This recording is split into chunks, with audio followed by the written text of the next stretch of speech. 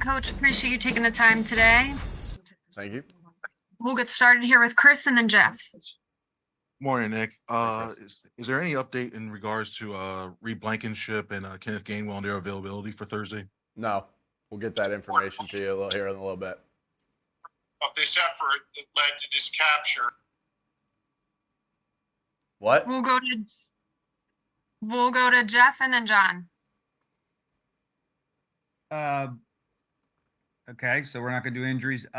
We never, Jeff. We never do, and I always say I'll get it to you later. Yeah, I know. I just so the special teams issues. I mean, I think you delved in a little bit what happened with the one timeout, but I think there were a couple personnel issues there, and then there were 2 long returns. Can you go into a little more detail about what happened with the special teams on Sunday?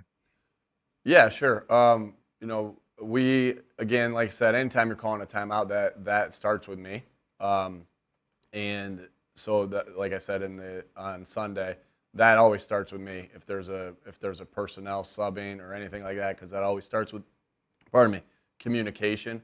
As far as the couple long returns, that was, I'm never gonna say, hey, it was this player or that. There was a couple things where, again, we always got to put them in a better position. When the play doesn't work, we always got to put them in a better position to succeed. And then also the player in the cases have to keep their the correct fundamentals and execution. So it's always going to be on coaching first and then playing second. And we'll always look at it that way. So very similar to what I said on Sunday.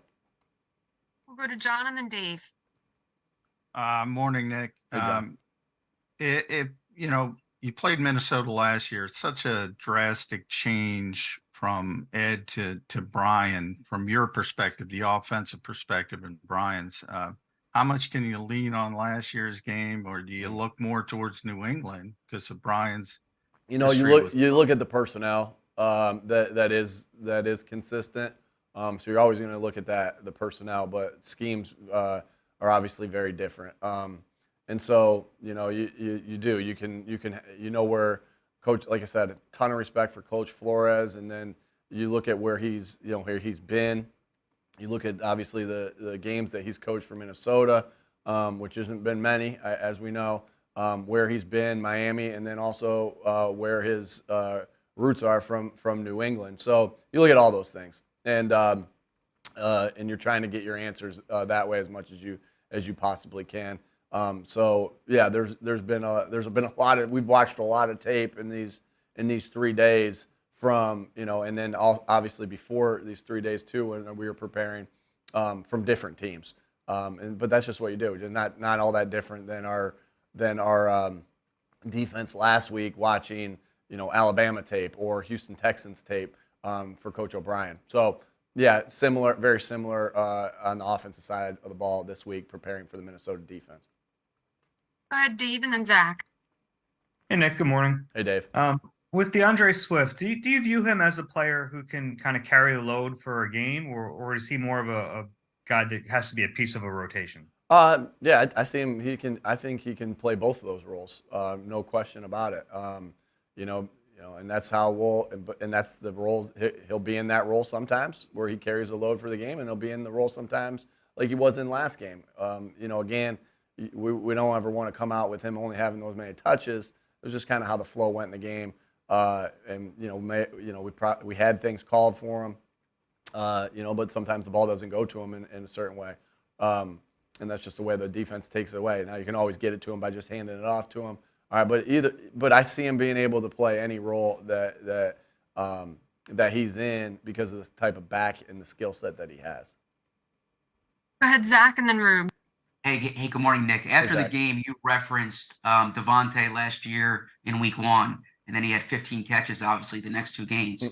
Was that a deliberate effort, or did it happen organically within the offense? It just happened organically the way the offense went.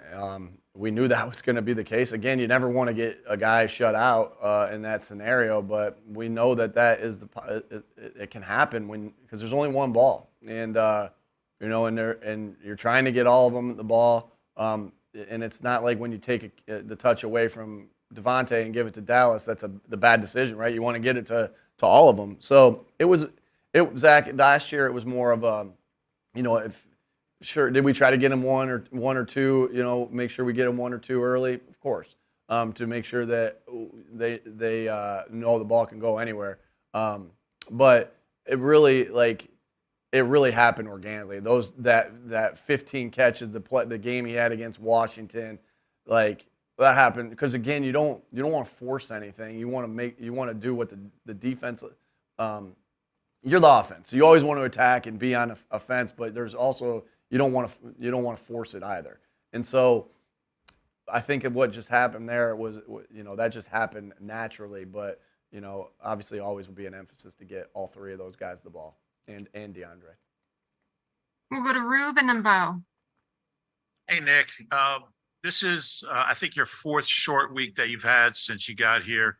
What have you learned from the first few as far as navigating the short week and getting your guys ready by game time? Yeah, when you go into short weeks, first and foremost, it's about getting the guys' bodies ready to play. And I think being a little earlier in the season, it's always going to be tough for these guys to turn around and play a game on Thursday night after playing Sunday. There's no secret about that. It's really hard for them to be able to do that with the pounding that their bodies take on Sunday. And so I like the fact that this is early in the season and there's less wear and tear at least on their bodies, and they're used to practicing back-to-back days and from training camp. So I look at that as an advantage.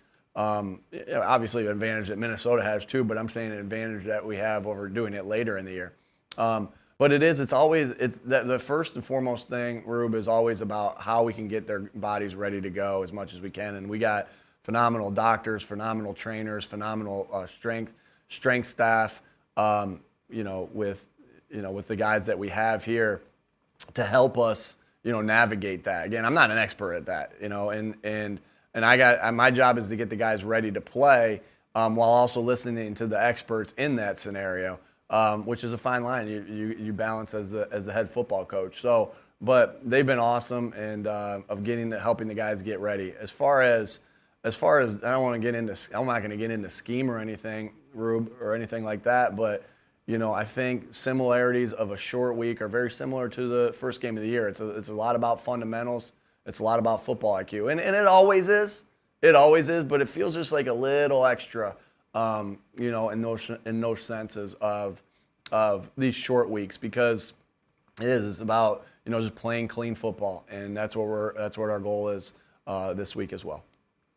We have time for one more, so go ahead, Bo. Hey, Nick, I know that Slay is always super high energy, but on a week when he has a matchup like he does this week, do you notice any difference in him in the building? No, that's why Slay is who he is, right? And that's what you want from your captains. Shoot, that's what you want from everybody in your building, is to be the same consistency every single day, right? That doesn't mean you're like there's so many changes through the year. You're trying to stay as consistent as you possibly can. But no, I still, Slay is being Slay, and I love the energy he brings, and so and that's what's great about him, and that's why his teammates voted him a captain, is that he has this consistency.